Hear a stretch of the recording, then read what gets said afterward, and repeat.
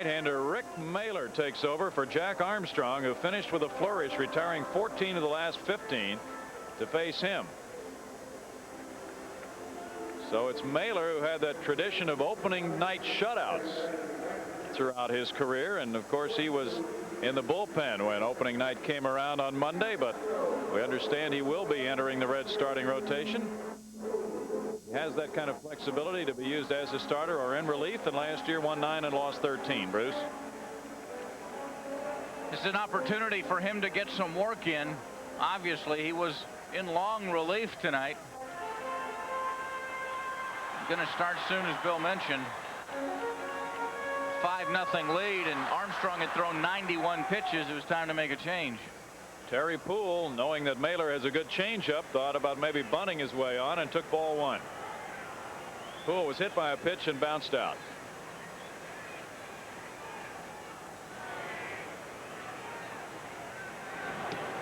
That floated in for a strike, 1-1. You know how the 7th inning stretch supposedly got started, Bruce? No, but I think I'm going to find out. Well, only if you want to. Oh, sure. 1-2. 1882, as the story goes. The athletic director of Manhattan College, brother Jasper, was at a game, and he was really feeling the heat of the day. It was a semi-pro game with the New York Metropolitans. Terry Poole hits the ball to a well-positioned Barry Larkin, who gets him. 1 out. It brings up Caminetti. In the 7th inning on this scorching day, brother Jasper walked over to the stands, and he motioned to the college students to stand up, take a stretch, and move around a little bit. Try to get things going on that hot day, and that supposedly is the way it started. And they've been doing it ever since, right? I've always wondered about that. Haven't you, though? Ken Caminetti takes a strike. He's 0 for 2. But then George Wright and the original Cincinnati Red Stockings got their fans to do it, to cheer on their team. Larkin drifts over. 2 outs. HSE's version of the answer man. Good going, Brownie. Oh, well, it's a long season just starting. Of course, a lot of people think that President Taft started it. But this story would indicate that the tradition was there before he made his way into office. Ramirez, 1 for 2. Takes high, ball 1. You wouldn't call that plagiarism, though. Never. Okay. He was a rather large man, and he just wanted to shake everything loose in the 7th inning. Todd Benzinger goes as far as he can, but won't get to it. 1 ball and 1 strike.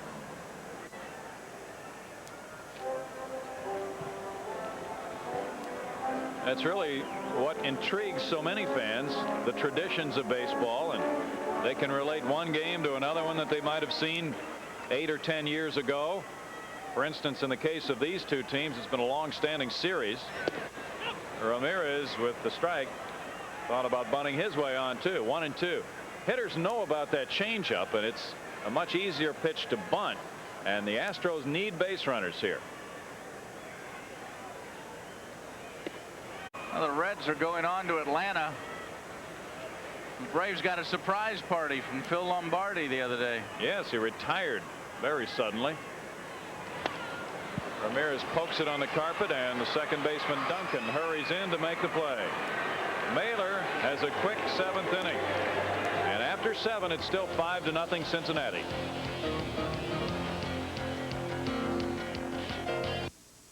Last year, should have made the All-Star team. he had those numbers going. More and more people are saying that middle relievers, setup men, should get more consideration for the All-Star teams. It's tough for managers because they wind up choosing about 4 or 5 starting pitchers, and of course only one will start the game, but it is out of respect for the half season that those starters have put together. Now Anderson will tell you it's tough. It's tough. Right, Rodney Dangerfield. He doesn't get a lot of respect because his work doesn't often show up in the statistical leaders. It's either wins or saves. But purely speaking, if you were a manager of a game to try to win one game and putting together a pitching staff, you'd have several setup men, would you not? Well, somebody's got to get you to the closer. Phil Boudreau says 15 years ago no relievers made the team. It wasn't that long ago that they didn't even have saves. Second strikeout for Anderson. More and more recognition and attention has been paid over the last 10 years or so to people who do what Larry Anderson does, and now in 1990 are they ever getting a workout?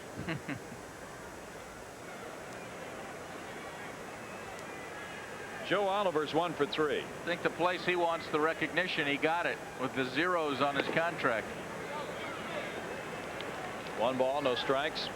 That's one thing that Lou Piniella has discovered in the first couple of games of managing in the National League, using the bullpen so often.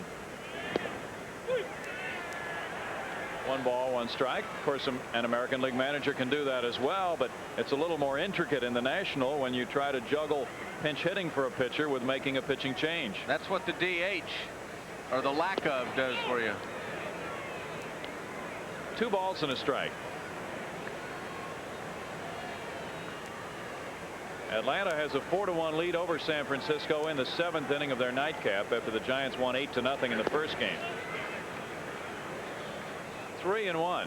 Well, if you took a poll, no one had to sign a name to it. It might be that managers would prefer to play San Francisco right now than many other teams in the National League. A lot of injuries. 3 balls and 2 strikes. That would be a morale booster for the Atlanta club to do pretty well in the series against the Giants, and then if they could do well against Cincinnati, which pays a visit for 4 games coming up. I think Lou Piniella's happy where he's at right now, though. 3-2. Pretty rare for a club to sweep a 3-game series in the Dome. Boy, indeed it is. Astros had the best home record in the 80s of any National League club. A .578 winning percentage throughout the decade. 15 straight winning seasons here at home. Davis drifts over toward the line. 2 outs. But it's worth noting, Astros didn't get off to a fast start last year. Art Howe didn't pull the panic button. He stuck with his troops, built some confidence. He knows it's a long season. And one of the virtues that made him so popular and so successful last year was his patience. He obviously doesn't like what he's seeing, but he's got his own ways of turning things around. Mariano Duncan, who's 1 for 3, looks at a strike. Well, a manager, as the saying goes, has to know when to lose as well as how to win. That's a good point. Who said that? Probably one of the losingest managers. Yeah. Ramirez can't make the pickup. Ruled a base hit for Duncan.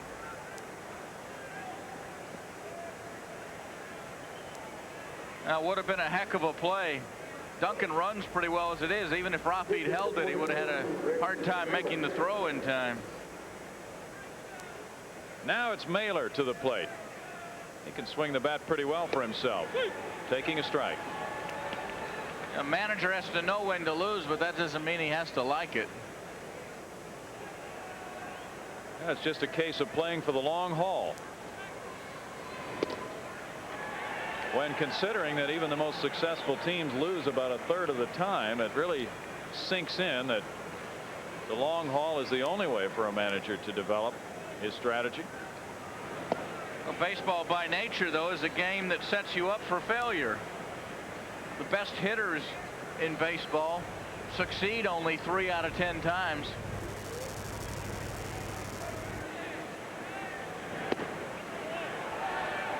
Two and 2 to Rick Mailer, who is 36 years old, and he was signed as an undrafted free agent by Atlanta in 1975. Spent 14 years in the Braves organization. Talk about losing. Glenn Davis makes the catch, and that ends the top of the 8th inning. No runs, 1 hit, 1 man left. Middle of the 8th, 5-0 Reds. Bill Brown and Bruce Gietzen here following game 3 of the 1990 season. And in the last of the 8th inning, Rick Mailer, who had a 1-2-3-7, will be facing some pinch hitters.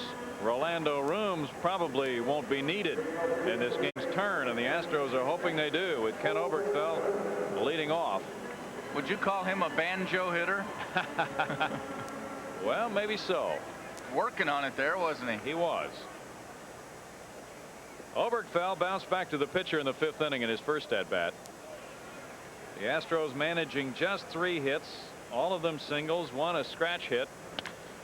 Oberkfell sends one to right center.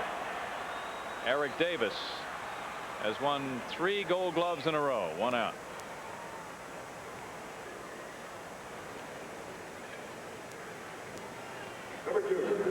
Gerald Young is next. He has 1 of the 3 hits for the Astros. Xavier Hernandez warming up in the bullpen.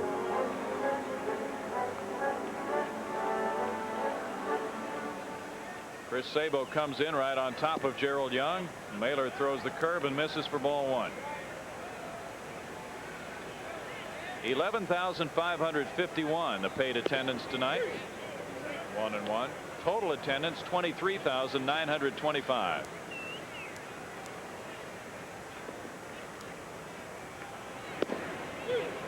One and 2 the count. Jack Armstrong in 6 shutout innings. Allowed 3 hits, struck out 5, walked 2.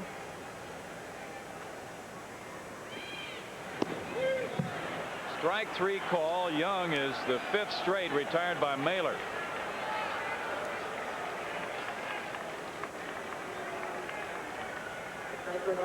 He throws harder than Frank Tanana. That was a fastball that surprised Gerald. But Tanana, we saw the other day in Lakeland, he's throwing 41-mile-an-hour curveballs. He certainly knows how to take something off a changeup. Greg Biggio with a walk and 2 groundouts looks at a strike. In Mailer, though, Lou Piniella has a man who can finish the game, save his bullpen, start whenever he's called upon to in rotation. Good versatility from this right-hander. A couple years ago when he was with the Braves, he pitched a complete game, and then before his next start pitched out of the pen twice. He was a 17-game winner in 1985 with Atlanta. That's saying something. I bet it does.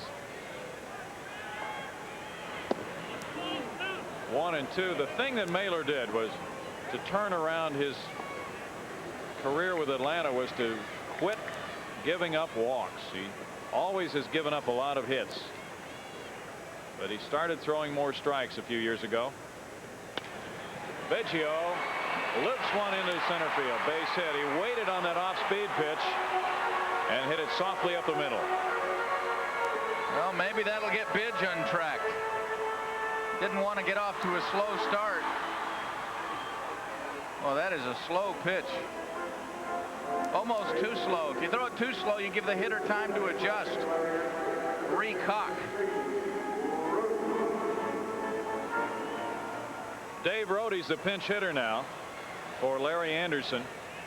Got his first big league hit last night, a double, and this time he gets plunked. Norm Charlton is hurrying to the bullpen, and he was on his way even before that pitch was delivered. So for whatever reason, there was an indication to the Stan Williams and the Lou Pinellas and the people on the bench that they needed to get some help. Well, they looked at the guy coming up now and said, well, it could easily be 5-3. Let's not take any chances. And that man is Glenn Davis, who's 0 for 3. 5-0 Cincinnati. The Astros trying to break through this shutout spell.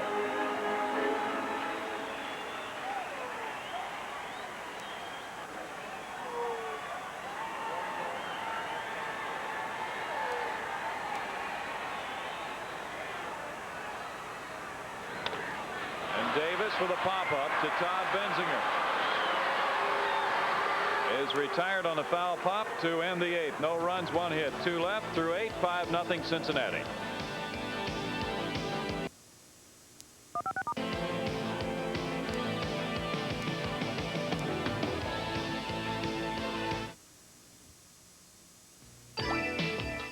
Honey, hi. Listen, you know that indoor swimming pool you always dreamed about?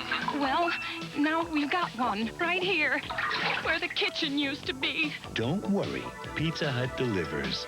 Ain't seen nothing yet. Introducing the Grand Pan Pizza, the most abundant pan pizza ever with an unbelievable 10 great toppings. Now get one for $9.99 and a second for just $4 more. Every issue of Bon Appetit is like a feast that includes step-by-step recipes for fabulous food, captivating ideas for entertaining, terrific party menus, and fast and easy microwave recipes.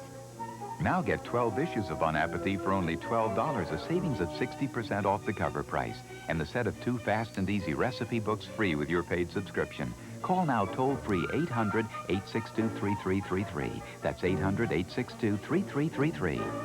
It came from beyond.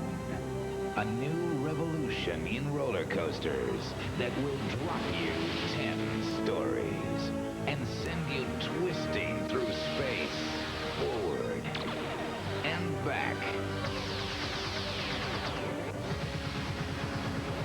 Astro World's new Ultra Twister. A new revolution in roller coasters. Lou Pinella's Reds have built a 5-0 lead over the Astros, and they made a pitching change with Xavier Hernandez taking the mound. He made his National League debut last night, pitched the 9th inning, didn't allow a hit, had 1 intentional walk, and Billy Doran helped him with a sensational stop on a line drive up the middle to get a double play. Those are his numbers with Toronto last year. Hernandez faces Chris Sabo, and Enos Cabell has moved in alongside with Bruce Geetson going downstairs. Hernandez gets a ground ball out, and that's his specialty. Enos. Well, he's a sinker ball pitcher. As you saw him last night, his ball was moving 3 or 4 feet, and it was sinking. If he can keep the ball down there all the time on AstroTurf and grass, he's going to be successful in the big leagues. And the young man from Port Arthur, not too far from the Dome, very excited about being with the Astros as he faces Billy Hatcher. Hatcher takes the ball. Billy has a hit the ball hard back to Jim Clancy and lined out into a double play in the 4th. Hernandez reminds me a lot of Roger McDowell. Used to be with the Mets and now with Philadelphia. He has long arms, and watching when he throws the ball how much the ball sinks. Caminetti fell down, and he then missed the ground ball as he pulled his head up. So Hatcher reaches on the play. And Ken, who made an earlier error, will be charged with his 2nd of the game. Here's the sinker ball. As I said last night, he throws a hard ball. And, you know, it's not soft when he gets to home plate, but he throws a hard ball and jams Hatcher. And as Kenny fell, he almost slipped and fell down coming in on the ball. And then as he was running in, he knew he didn't have a chance. He's not having a good night tonight defensive-wise. Barry Larkin's the hitter. Taking strike 1. See how hard he throws that ball? It just pops out of Biggio's glove every time he throws it. So that's a hard sinker ball. It's really tough when you run it inside on a right-handed hitter. It usually jams them or breaks their bat.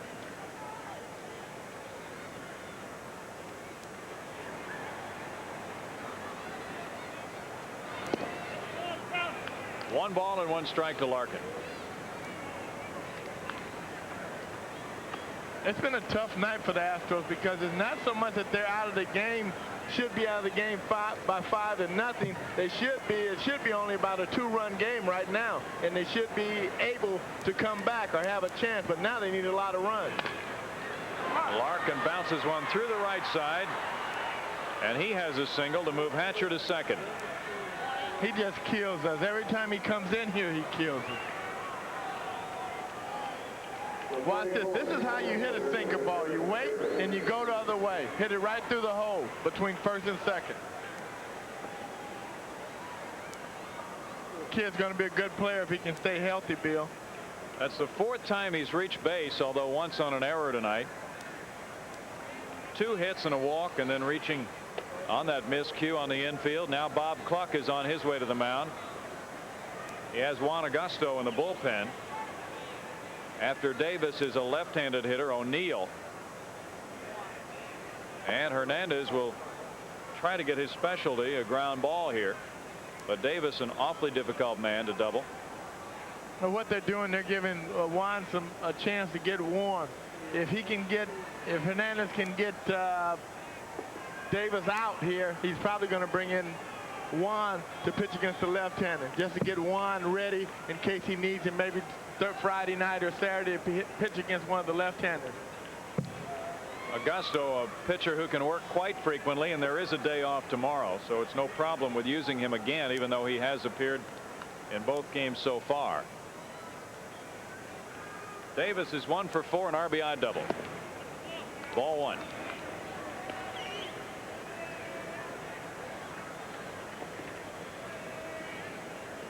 It's been a battle of the bullpens, although Jack Armstrong can be the winner tonight.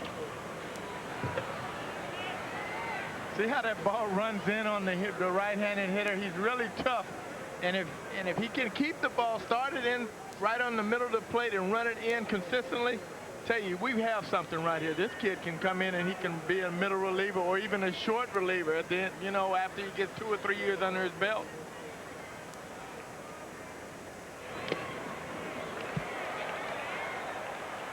One ball and 2 strikes, and that's exactly why he was taken in the major league draft. The Astros checking the rosters and those players who were unprotected, and Hernandez was unprotected by Toronto. He is only 24. They decided it would be well worth the $50,000 price to move him to a different organization. Take a look. And it's not a binding choice. They could have offered him back to Toronto for $25,000 if they had not liked what they had seen in spring training. Well, it really helped them, Bill, by being able to take 27 guys, because he was on that bubble. You didn't know if they were going to take him or not if they had the 24-man roster. With the 27 men, they said, oh, yeah, we're going to take him and see what he can do. Crowds Davis, 2-2 the count. See, and if you're not afraid, being 24 years old, to come inside like he's been doing since he's been here, then he can pitch in the big leagues. He just has to develop a better little slider that he has. He has to make sure that he keeps that ball down. Sometimes he hangs that pitch, but he has to make sure he gets it down. High hopper, Caminetti goes for 2. Oberkfell won't be able to pass along a throw, realizing that Davis was flying down the line. Hatcher went to third. That's out number 2.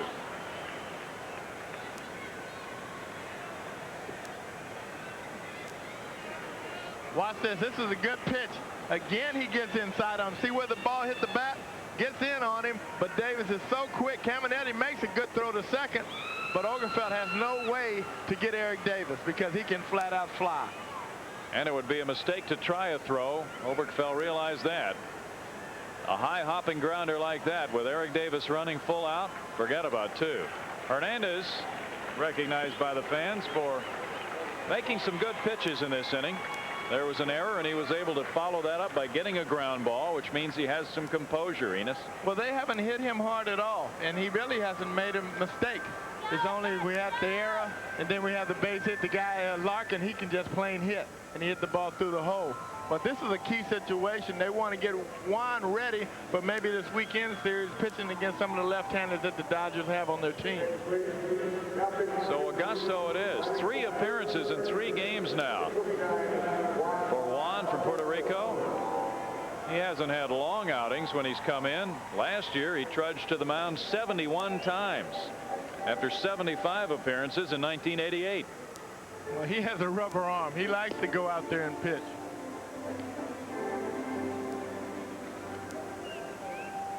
Augusto went 2/3 of an inning last night, pitched to 3 men. On opening night, he pitched to 1 man.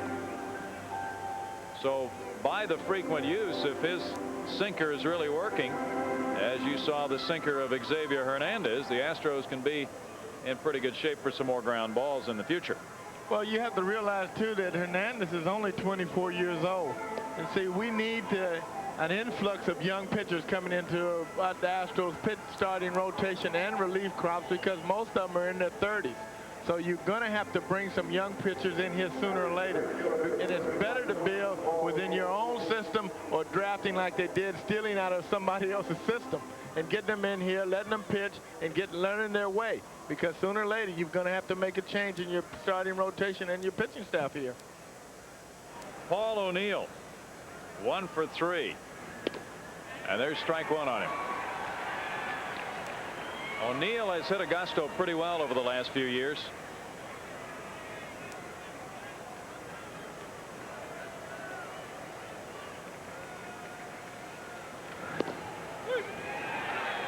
But 0-2 is the count. That's a good sinker right there. I think O'Neill, after the first fastball, he was definitely looking for Juan's big breaking ball. But Juan comes right back with a fastball.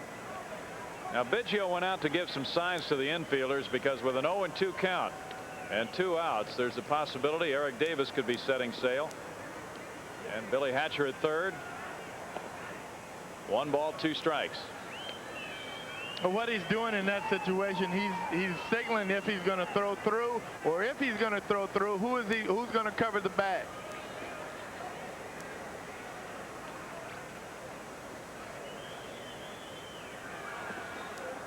Two and 2 the count. Even though the Reds do have a 5-0 lead, it wouldn't be unusual to see them try to play for another run by starting Davis. And with the extreme speed he has, along with Hatcher, you figure O'Neill has 2 strikes on him, so he doesn't have much of a chance left.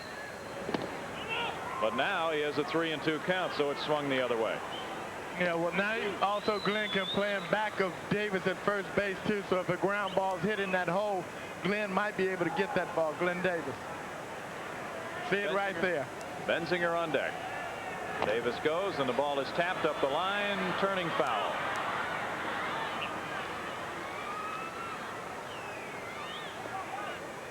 There is bullpen activity for Cincinnati. Ron Robinson.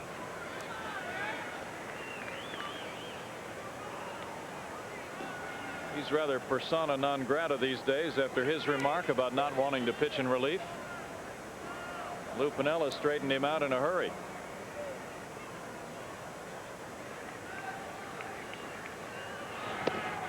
There's a strikeout for Augusto, getting O'Neill to end the top of the 9th. No runs, 1 hit for Cincinnati. With 2 men left, 1 error also in the inning. 5-0 Reds going to the last of the 9th.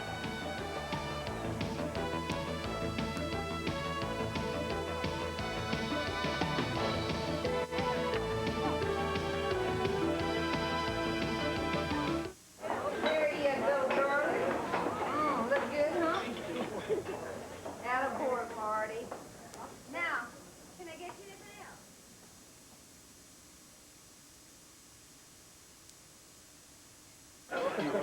I am sorry, darling. Don't get back.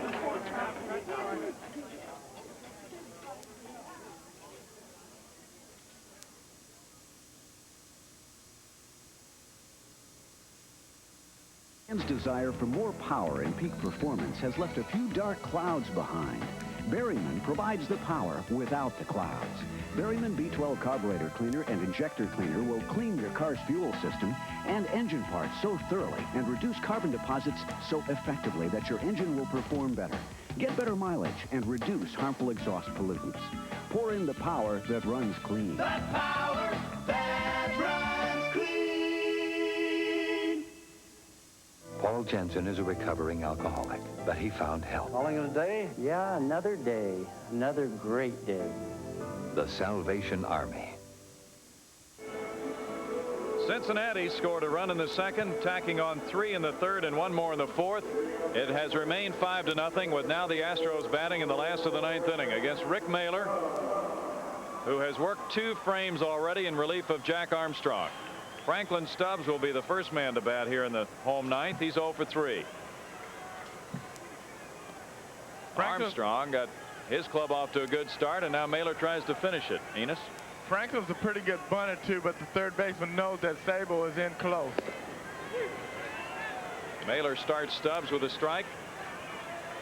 Mailer's pitched in 334 big league games, and he has 2 saves. 1 ball, 1 strike. Under the save rule, if he finishes this game, he gets credit for a save because he goes the final 3 innings, no matter what the score is. Benzinger can't reach it. 1-2. I think you'll see a lot of that the first part of the season. You'll see a lot of pitchers only going 5 and 6 innings, and then the bullpen coming in. Later on, as the starters get stronger, you'll see that.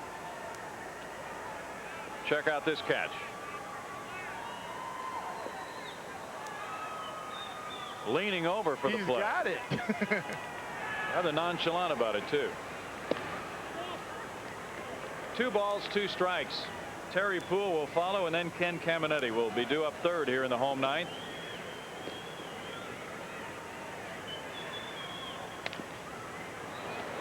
Well, Mailer does force a hitter to stay back, doesn't he? If you don't, his best pitch really is his slow curve and his changeup.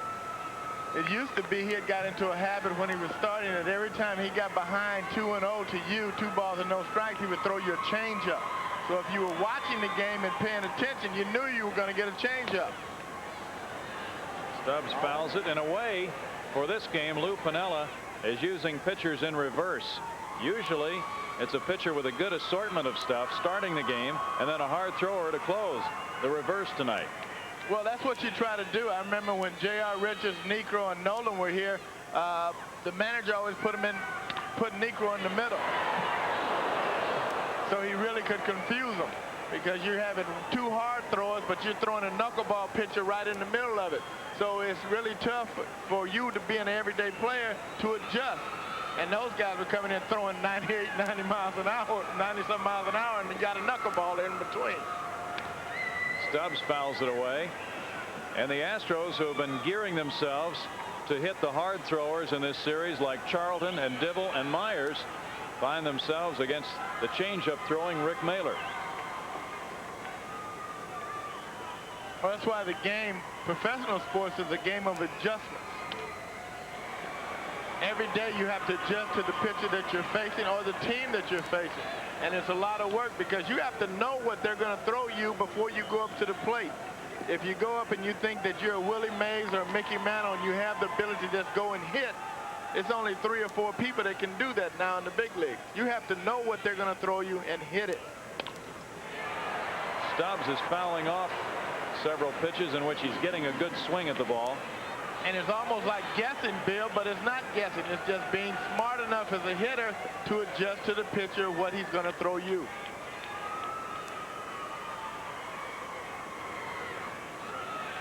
That pitch had to be tempting. 3 balls and 2 strikes now. Well, that's that changeup, and I'd be surprised if he wouldn't throw him another changeup or slow hook.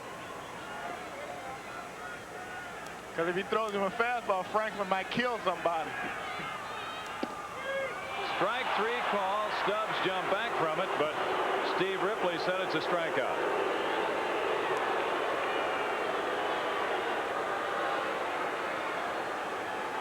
No, what this pitch is, watch it. Now watch it's gonna break down and in.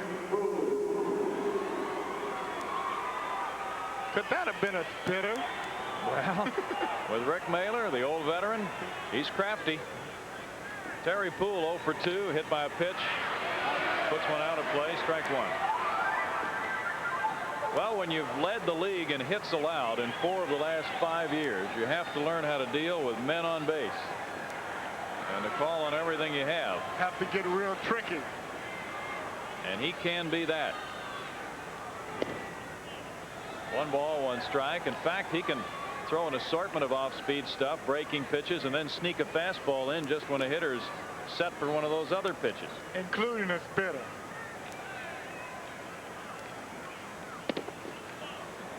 Two balls and a strike.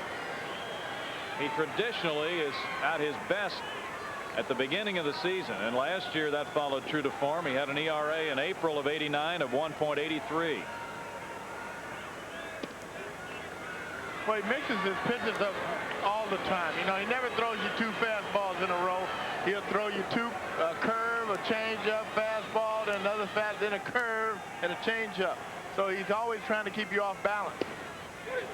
Strike 2 call. Poole thought that pitch was inside with a fastball. It's 3-2 now. And Terry very seldom says anything to the umpire, and would not really do anything to show up an umpire, so he truly believed that pitch was off the plate. He's the best I've ever seen him taking an inside fastball or inside breaking ball for a ball.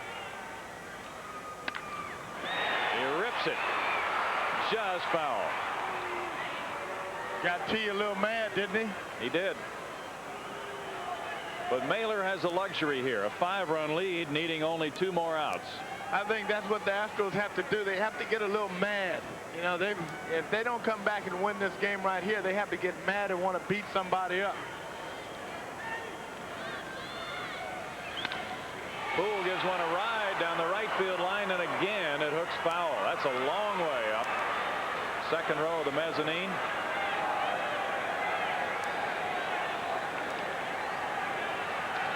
He hit that one out of the park. I think we need to get something to get us excited. Hit a couple of home runs or something.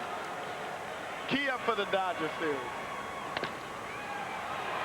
Duncan, after the battle between Poole and Mailer, makes the routine play, 2 outs.